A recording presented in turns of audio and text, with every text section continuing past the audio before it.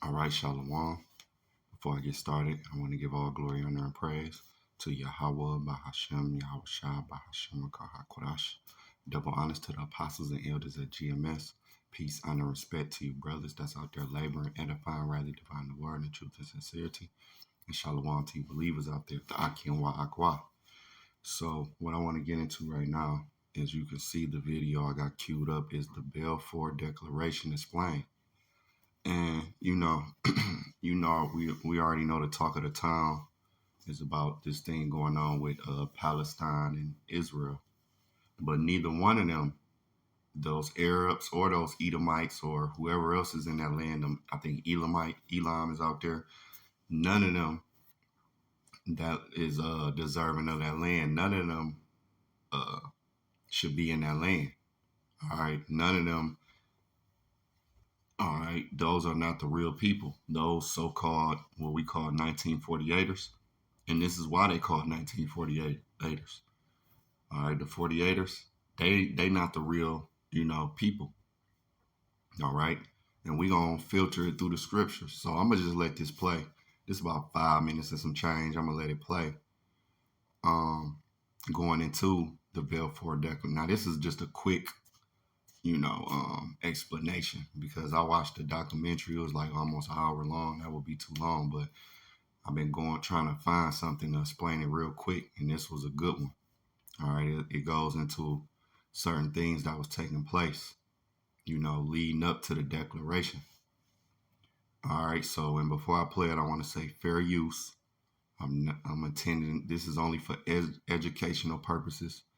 I'm not getting no money or selling it, nothing. I'm not doing nothing with it, but only using it for educational purposes. All right, here we go. It's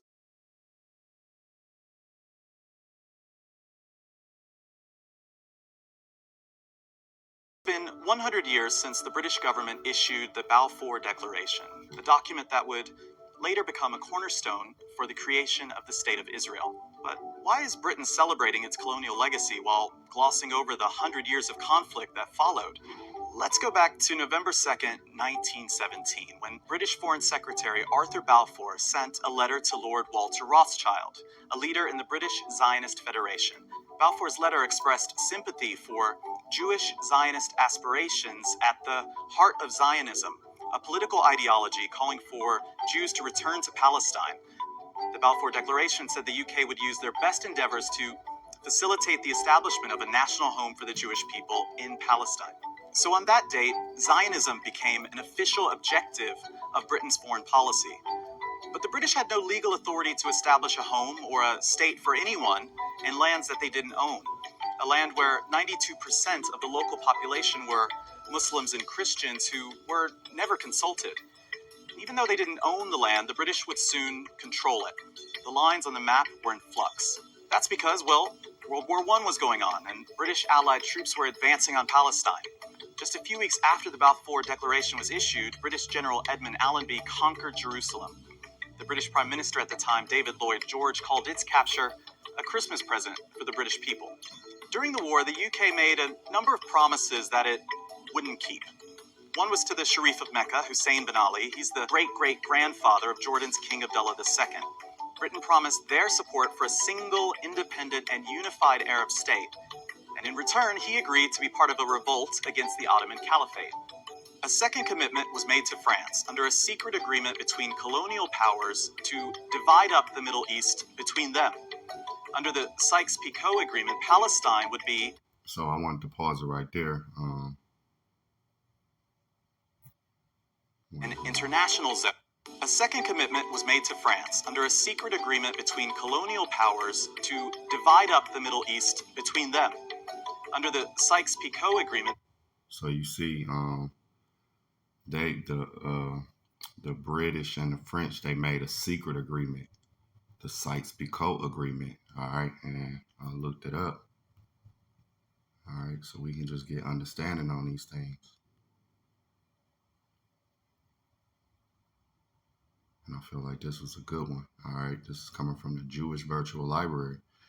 All right, the Sykes, oh man, come on. All right, so the Sykes-Picot Agreement, officially the 1916 Asia Minor Agreement, was a secret agreement reached during World War I between the British and the French governments pertaining to the partition of the Ottoman Empire among the Allied powers. Russia was also privy to the discussion. Now here goes the map. I'm gonna blow it up in a minute, but this is the map. This was the agreement. All right, so I'm gonna read a little bit more. It says the first round of discussions took place in London on November 23, 1915, with the French government represented by Francois Georges Picot, a professional diplomat with extensive experience in the Levant, and the British delegation led by Sir Arthur Nicholson. The second round of discussions took place December 21st, with the British now represented by Sir Mark Sykes, a leading expert on the East, having just deposed the desiderata of all parties concerned, meaning, when they put, because desiderata mean like something that is needed or wanted. All right, so when they put everybody needs and wants, how they was gonna do things. All right, that's what that means. Having just opposed the desiderata of all the parties concerned, namely the British, the French, and the Arabs, the two statesmen worked out a compromise solution.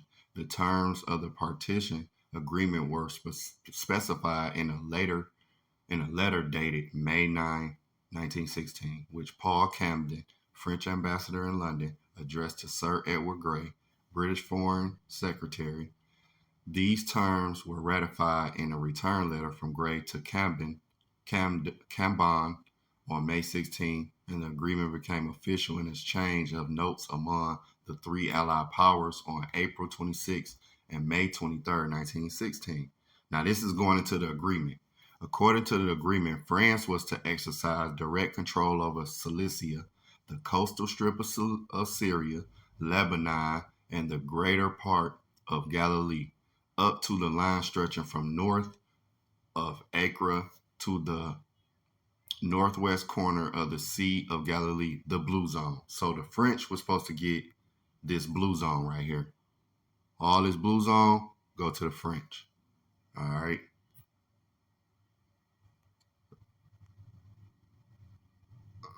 Eastward, goodness, eastward in the Syrian hinterland, an Arab state was to be created under French protection, Area A. So Area A was supposed to be, for the Arabs, all right, under their protection.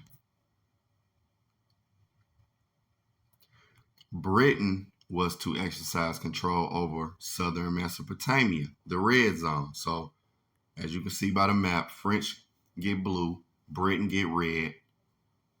That light blue, all right, protection, basically is protection under the French, and the light red is under the British influence. That's how it was supposed to, that was the agreement. All right. As well as the territory under the Acre half a bay in Mediterranean, with rights to build a railway from there to Baghdad, territory east of the Jordan River and the Negev Desert, south of the line stretching from Gaza to the Dead Sea, was allocated to an Arab state under British protection, Area B, what I just showed you, the light red. Okay. South, right here, all right, south of France, Blue Zone, in the area covering the Sanjak of Jerusalem and extending southwards toward the line running approximately from Gaza to the Dead Sea, was to be under international administration, the brown zone. So what we see right here in the yellow, that was supposed to be the international zone. So all of that, Jerusalem, all of that, that was supposed to be international zone. All right. But this is the Sykes-Picot agreement right here of 1916. All right, and it's a long article, but let's get back to the video.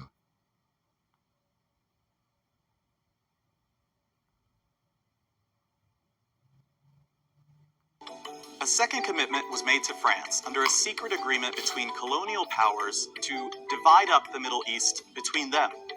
Under the Sykes-Picot Agreement, Palestine would be an international zone. But the agreement wasn't honored later on. Britain wanted Palestine for itself.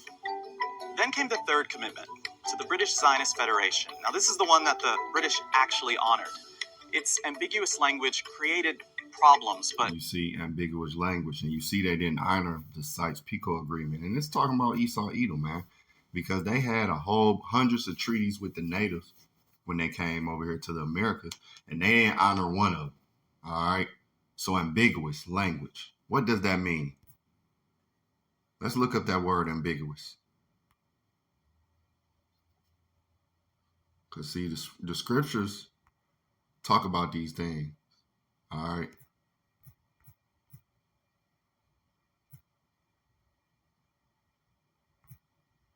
So I can,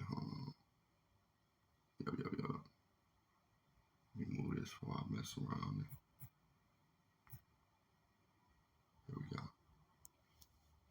Ambiguous, doubtful or uncertain, especially from obscurity or indistinctness. All right, capable of being understood in two or more possible senses of the way. So it means like when you say something, it has a double meaning. All right, that's what he meant by ambiguous language. Created problems. Then came the third. Again, let me hit a quick scripture real quick. All right, because this is Esau Edom MO. All right, when you go to Psalms 52, yep. I'm gonna start at verse 2. It says, "Thy tongue deviseth mischiefs like a sharp razor, working deceitfully. Thou lovest evil more than good, and lying rather than to speak righteousness." Salah. All right. "Thou lovest all devouring words, O thou deceitful tongue." Right. This is Esau Edom MO. You know what I'm saying? With these double meanings. You say one thing, do another. Say one thing, it have all these type of meanings. You know what I'm saying? That's why you have to have lawyers, because you have to have lawyers for a contract, or even, to represent you in a court of law, because you can get up in there and be speaking something, and then, they'll trip you up with the words, man. All right. That's why it's good to look up words. All right. Verse 5, "God shall likewise destroy thee forever. He shall take thee away and pluck thee out of thy dwelling place and root thee out of the land of the living." Salah. And that's ultimately one of the reasons why Esau is going to just be ultimately destroyed, because of that deceitful tongue, man. All right. So let's go back. Britain wanted Palestine for itself. Then came the third commitment, to the British Zionist Federation. Now, this is the one that the British actually honored. Its ambiguous language created problems, but it was a deliberate choice to use the word home rather than state in the declaration. Each of the 5 official drafts of the declaration were carefully reviewed by the Foreign Office. The Zionist project in Palestine was one way for the British government to resolve the problem of growing anti-Semitism in Europe.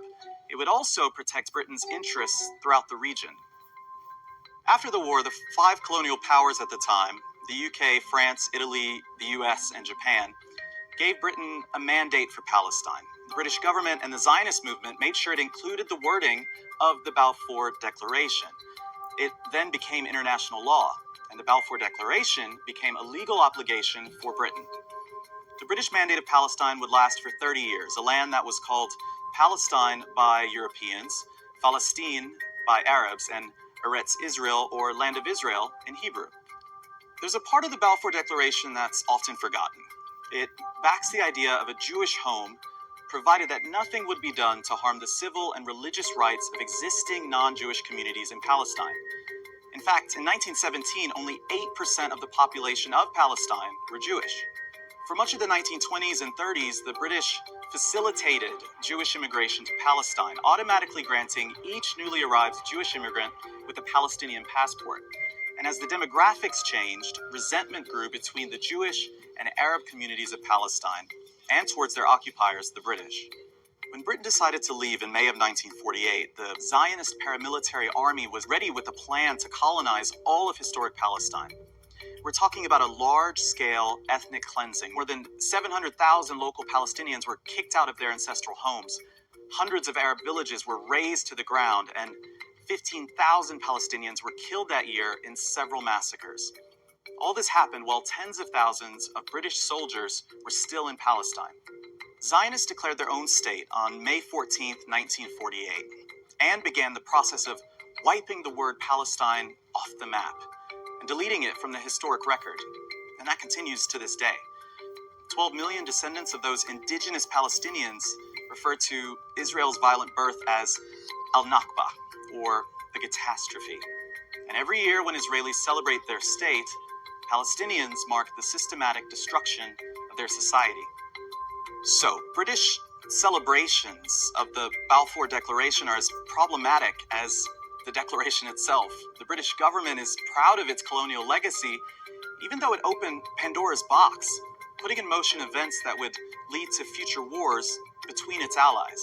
And while celebrating this British declaration, Israel cannot escape its own colonial past, which continues to the present. Palestinians and Arabs call the Balfour Declaration one of the most shameful documents ever created by a colonial power. They're demanding that Britain apologize for it, not celebrate it. And you see, all of them is in delusion.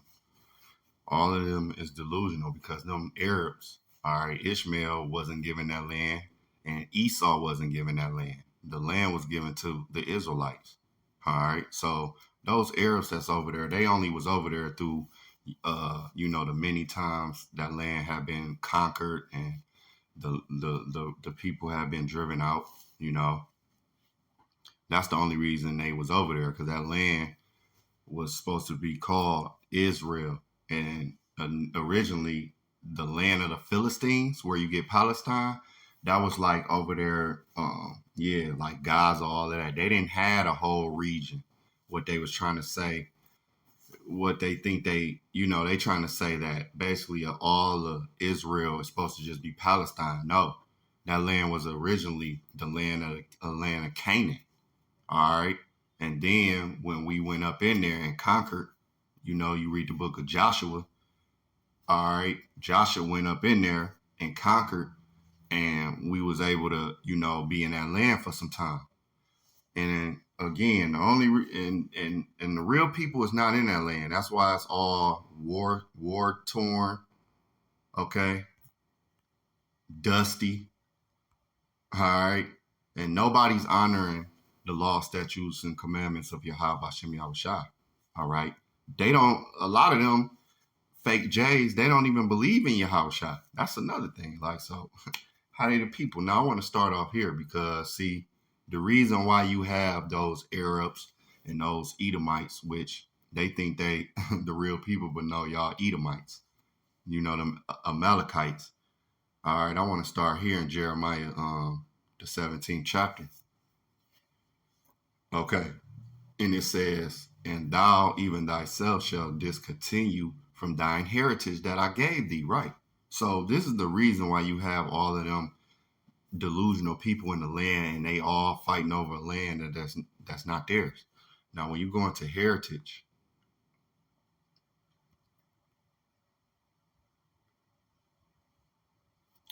it says possession, property, inheritance. All right. So property. All right. And then the thing about it is, let's continue on. All right. So we see what the heritage is. All right. It says, verse 4, and thou even thyself shall discontinue from thine heritage that I gave thee, and I will cause thee to serve thine enemies in the land which thou knowest not. Right.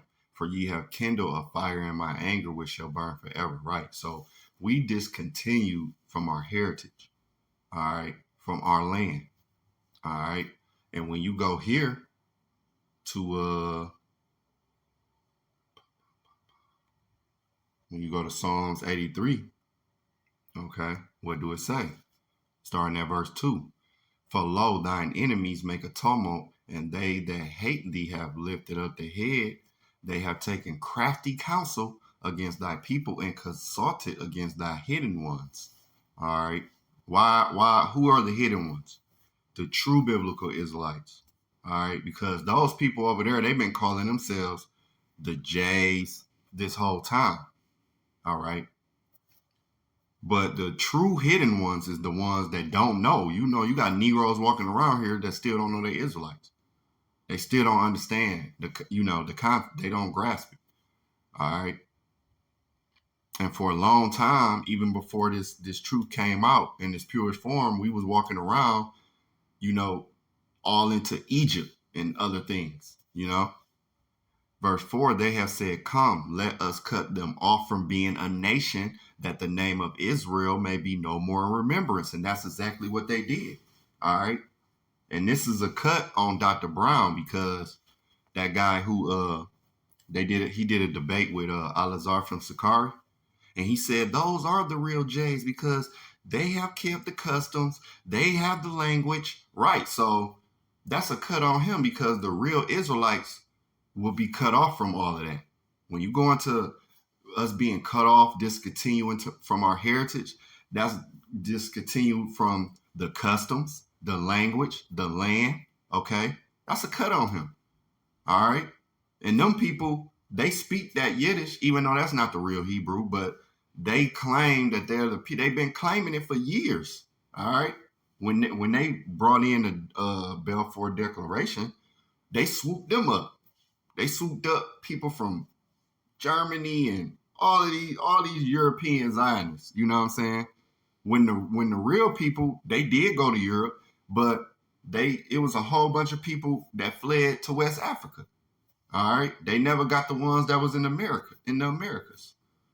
You know what I'm saying? Like it's a whole lot with that, man. But that's a cut on Dr. Brown. But they said what? Come, let us cut off from being a nation, that the name of Israel, all right, may be no more in remembrance. For they have consulted together with one consent. They are confederate against thee. This is why Esau worked so hard to keep us under that vibration of that Egypt vibration, that African American vibration. Because he know the tippy top of Esau, they know who we are. And they had to present that Balfour Declaration to the Rothschilds. See? Because at the tippy top, that's who own everything. All right? And they know who we are. And they know the people that was pouring into that land is not the people. Verse 6, the tabernacles of Edom, see, they number one. Because the so-called white man is our arch enemy. All right? No matter how many smiles you get at work or who you cool with or whatever. As a nation, we're enemies. The tabernacles of Edom and the Ishmaelites, those Arabs, okay, that's in the land as well. Of Moab, so-called Chinese, the Hagareans. When you go into the Hagareans, that's another branch of Arabs when you look it up. Gabal and Ammon and Amalek. Then the Lord said he would have what? War with Amalek from generation to generation. Amalek is the grandson of Esau. All right. The Philistines, see, that's where you get Palestine from, the land of the Philistines, with the inhabitants of Tyre. Assur also is joined with them.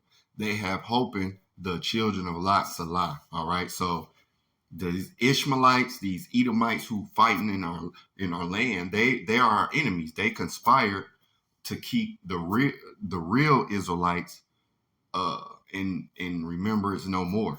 All right. And see, it was already and why was we cut off from our heritage? Why was we kicked out of the land? I didn't mean to go to roof. Deuteronomy 28. All right. When you go to Deuteronomy 28 and 63, all right, it says, and it shall come to pass that as the Lord rejoice over you to do you good, and to multiply you, so the Lord will rejoice over you to destroy you and to bring you to naught. And ye shall be plucked from off the land whither thou goest to possess it. And the Lord shall scatter thee among all people, from the one end of the earth even unto the other, and there thou shalt serve other gods. which neither thou nor thy fathers have known, even wood and stone. So we was plucked out of land due to disobedience. All right. We was plucked out of the land due to disobedience. But guess what? Esau, Edom, no Rothschild was going to give us that land back. No. The Lord is going to give us our land back. All right. Let's go to Jeremiah 16. All right. Starting at verse. And what do it say? God, the heading say, God will restore them. Jeremiah 16:14. Therefore, behold, the days come, saith the Lord, that it shall no more be said, the Lord liveth, that brought up the children out of the land of Israel. The first Exodus. See, the first Exodus, the Lord brought. Didn't Esau or no other the first Exodus, the Lord brought us back home. All right, the Lord brought us back home. Now, in this second Exodus, the Lord is going to do the same thing, but in a bigger way through the chariots. Verse 15. But the Lord liveth. All right, so it's no more going to be talked about how the Lord brought us out of Egypt, even though that was a great and majestic work. So imagine the second Exodus, verse 15. But the Lord liveth, that brought up the children of Israel from the land of the north. See, and where we at? In North America. And from all the lands whither he had driven them. And they always like to talk about Judah, the J's, which is short for Judah. All right. And they can be actually speaking about Benjamin and Levi as well. But what about all the tribes? See, all the tribes going to be in that land when that land have favor. And the Lord, what is he saying right here in verse 15? And from all the lands whither he had driven them, and I will bring them again into their land that I gave unto their fathers. So if the people was over there now, how would the Lord be able to bring them back? All right, now you have some that might argue like, no, all of the people not here yet, and nah, man. The way that they doing it, the way that it don't line up with prophecy, man. And that's how we really know that them people over there ain't the people, because it don't line up with prophecy, man. It don't line up. All right. Now, when you go to Deuteronomy 30, all right, starting at verse 1, because it says what? And it shall come to pass when all these things are come upon thee, the blessing and the curse, which I have set before thee, and thou shalt call them to mind among all the nations, whether the Lord thy power have driven thee, and shall return unto the Lord thy power, and shall obey his voice according to all that I command thee this day, thou and thy children with all thine heart and with all thy soul, that the Lord thy power will turn thy captivity. See, it's after we come back, which what is brothers and sisters doing now? All right, through the word, we coming back to our power, man, to the best of our ability, man.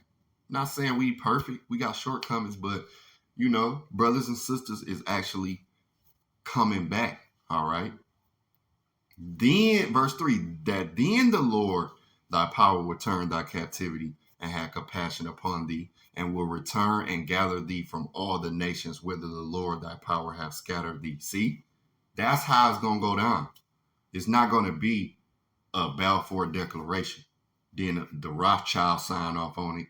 And then now they come soup up these people. And then they in the land. And then, let me go down here. Verse 4. Let me go to verse 4. If any of thine be driven out unto the outmost parts of heaven, from thence will the Lord thy power gather thee, and from thence will he fetch thee. Right. So you'll have people in that land claim that all of the tribes, all of the J's ain't in the land. But the Lord is saying right here, he's gonna fetch everybody.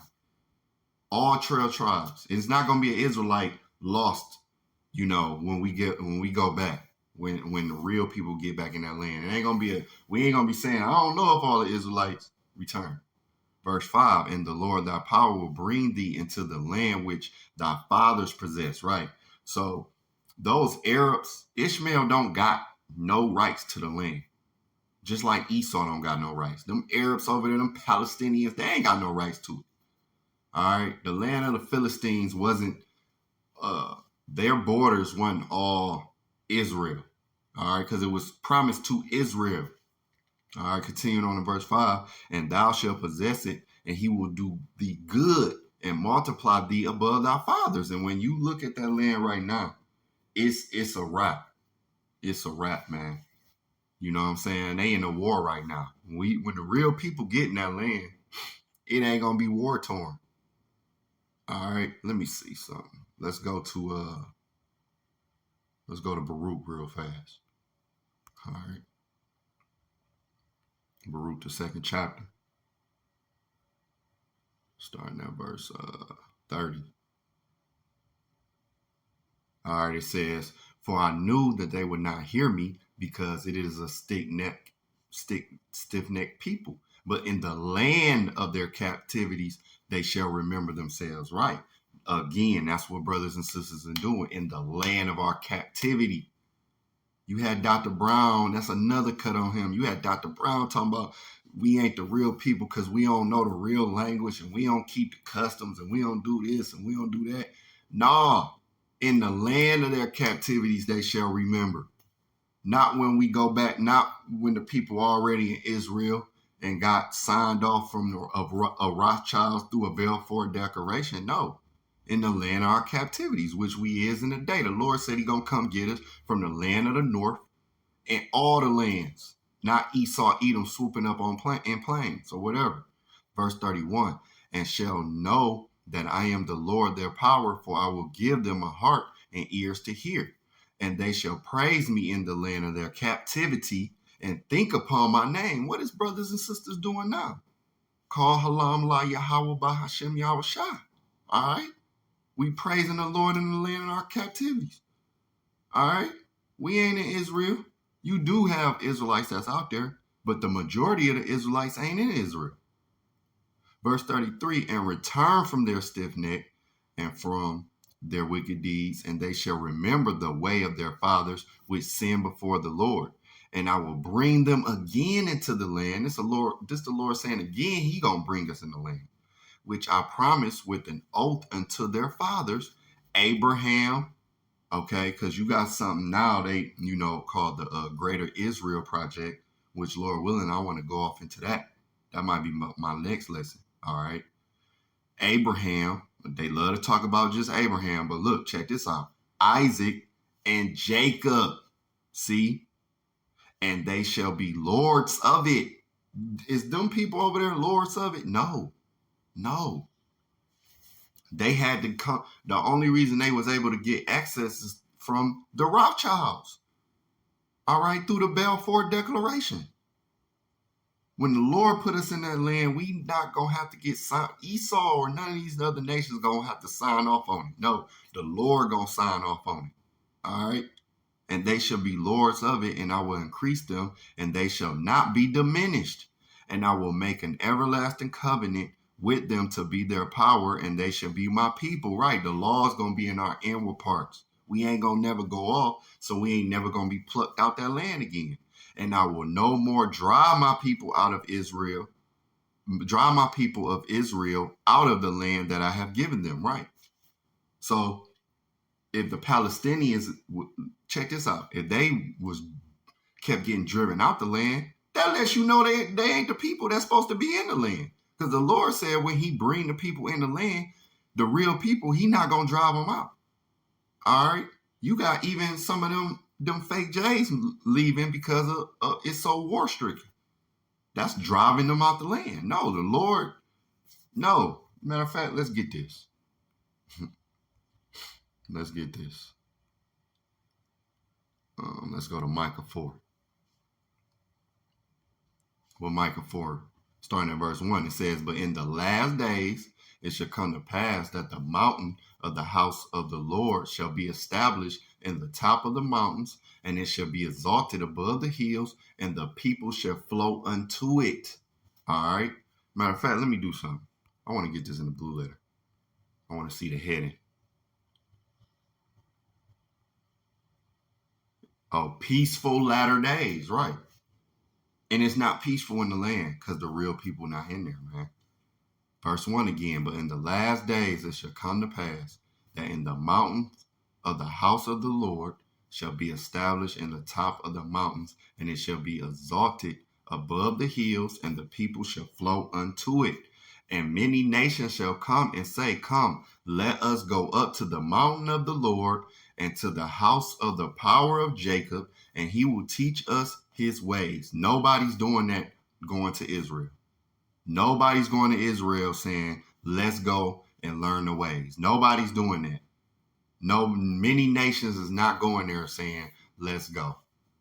And we will walk in his paths, for the law shall go forth out of Zion, and the word of the Lord from Jerusalem. And the word is not going out because they got one of the biggest ABC parades out there in Tel Aviv, I believe. So they ain't got nothing to do with the word. They don't even believe in Yahushua, man. All right. And what? Yahushua come in the volume of the book. All right. So the word, nobody's going there to be taught the law, statutes, and commandments, man. Verse 3, and he shall judge among many people and rebuke strong nations afar off, and they shall beat their swords into plowshares and their spears into pruning hooks. Yes, nations shall not lift up a sword against nation, neither shall they learn war anymore. That's a cut. That's a direct cut. Micah 4, 1 through 3, even Isaiah 2 is a direct cut, because when the people will be in the land, it wouldn't even be no war. And I was listening to Apostle Gabar video, and he said when they signed the Balfour Declaration that day, it was bombs going off. Something was going on where they, and now look, they're in another war. Verse 4, but they shall sit every man under his vine and under his fig tree, and none shall make them afraid. You think them people over there are afraid? They're afraid. For the mouth of the Lord of hosts have spoken it. For all people will walk, everyone in the name of his God, and we will walk in the name of the Lord our power forever and ever. Okay? This is what's gonna happen when the people get in the land, man. No more war. All right. When the people get in that land, when the Lord establishes us, it's gonna be a royal land. Because even the scripture tell you that the law, statutes, and commandments was given to us, all right, to wow the other nations. They would look at us as a wise nation. And that's what's going to happen. They're going to flow into us, just like a lot of people came to America. All right, you have all these other nations coming to America to go to college. Well, that's them basically, flowing into Esau, Edom, saying, let us go learn his ways. Because a lot of people from Egypt, Israel, and all these other countries, they come to America to study. That's why if you go to a college, you will see a whole bunch of nationalities, man. All right. A lot of people from the East. That's them basically flowing. All right. That's them basically, flowing to Esau, Edom. Well, in the world to come, they're going to flow to us. And this is what this is speaking about. All right. Nobody's flowing to them small hats over there. Nobody. Unless you just delusional. All right. Matter of fact, let's go here now. Isaiah 1. What's going on in the land? War. That's what's going on. Isaiah 1 and 7. Your country is desolate. Your cities are burnt with fire. Your land, strangers devour it in your presence. Right, because even what's that? Zechariah 9 and 6 tell you a bastard should dwell in Ashdod. All right. Strangers devour it in your presence, and it is desolate and overthrown by strangers. Right. This is what's going on in the land. It's desolate, burned with fire, and strangers is in it in our presence. Let's go here. Let's go to Ezekiel 35. All right. Prophecy against Mount Seir. But I'm going to start at verse 10. Because thou hast said, these two nations and these two countries shall be mine, and we will possess it whereas the Lord was there. See, this is what Esau, Edom said. We gonna possess it like the Lord was there. All right? These two nations, these two countries. All right? going into Israel, even the Americas, going into the Israelites. Esau said he was going to possess it like he was there. All right. Verse 11, therefore, as I live, saith the Lord power, I will even do according to thine anger and according to thine envy, which thou hast used out of thy hatred against them. And I will make myself known among them when I have judged thee. And thou shalt know that I am the Lord, and that I have heard all thy blasphemies which thou hast spoken against the mountains of Israel, saying, they are laid desolate, they are given us to consume. Right. And Esau have conquered the land. He have conquered the real Israelites, man. All right. Now let's go a chapter over. Ezekiel 36. I'm going to close out with this, starting at verse 1. All right. The mountains of Israel to be blessed. You see that in the heading. Verse 1. Also, thou son of man, prophesy unto the mountains of Israel and say, ye mountains of Israel, hear the word of the Lord. All right. Thus said the Lord power, because the enemy have said against you, aha, even the ancient high places are ours in possession. This is what they said. This is why they had to go to the Rothschilds. Because they said, aha, the ancient high places is ours, man. All right. Verse 3, therefore prophesy and say, thus saith the Lord power, because they have made you desolate and swallowed you up on every side, that ye might be a possession unto the residue of the heathen, and ye are taken up in the lips of talkers, and are an infamy of the people. Therefore, ye mountains of Israel, hear the word of the Lord power. Thus saith the Lord power to the mountains, and to the hills, and to the rivers, and to the valleys, to the desolate waste, and to the cities that are forsaken, which became a prey and a derision to the residue of the heathen that are round about it. Therefore, thus saith the Lord power, surely in the fire of my jealousy have I spoken against the residue of the heathen, and against all Idumea. And Idumea is a Greek way for saying what? Edom. It's speaking about them Edomites, man. All right, which have appointed my land into their possession with the joy of all their heart. Right, so cuts. The sword is just slicing and dicing, man. Them is not the people. Who appointed them that land? The Rothschilds, through the Balfour Declaration. All right, through that guy Balfour, he wrote a declaration to the Rothschild. I forgot which one. And then they signed off on it. And that's how they was able to get possession of the land. What is it saying right here? I have spoken against the residue of the heathen and against all Idumea, you Edomites, the so-called white man, which have appointed my land into their possession with the joy. They got joy of doing this, of all their heart, with despiteful minds to cast it out for a prey. This is what they did, man. All right. Now I'm going to continue. I'm going to read down because this, now check this out. Verse 6. Prophesy therefore concerning the land of Israel and say unto the mountains and to the hills, to the rivers and to the valleys, thus said the Lord power, behold, I have spoken in my jealousy and in my fury, because ye have borne the shame of the heathen. Therefore, thus said the Lord power, I have lifted up my hand. Surely the heathen that are about you, they shall bear their shame. And that's why they always got to fight. And that's why Esau going to have the biggest fall off in history. Them people going to know one day that they ain't the people, man. And they going to know we the people. All right. They going to know. They going to bear that shame. All that time they was fighting, all what they did, it wasn't their land. They going to have to bear. They going to have to eat that. All right. Vocab and Dr. Brown gonna have to eat that. They gonna bear that shame. Verse 8, but ye, O mountains of Israel, ye shall shoot forth your branches and yield your fruit to my people of Israel, for they are at hand to come. See, the Lord gonna do good to us, man. When we in that land, it's not gonna be barren. It's gonna be fruitful. It's not gonna be war-stricken. Nobody's gonna lift up a sword. Verse 9, for behold, I am for you, and I will turn unto you, and ye shall be tilled and sown, and I will multiply men upon you, all the house of Israel, even all of it. We gonna get all the land. We ain't gonna have to fight with Esau. We ain't gonna have to fight with the Arabs. And the city shall be inhabited, and the waste shall be built. Right.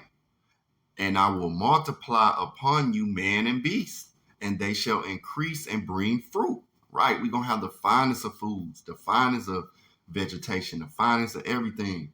And I will settle you after your old estates, and I will do better unto you than at your beginnings, and ye shall know that I am the Lord. Right. And right now, those people is not doing better. Then if they the real people, they ain't doing better than their ancestors. Because you got to think, if they the real people, well, when King David and them was in the land, back they was doing very, very good. Is they doing better than how King David reigned? King Solomon? No. The Lord said he gonna do better than that. All right. So, I just wanted to bring this out. Lord willing, it was edifying. Like I said, Lord willing, I get into the Greater Israel Project. But to the next lesson, Shalom.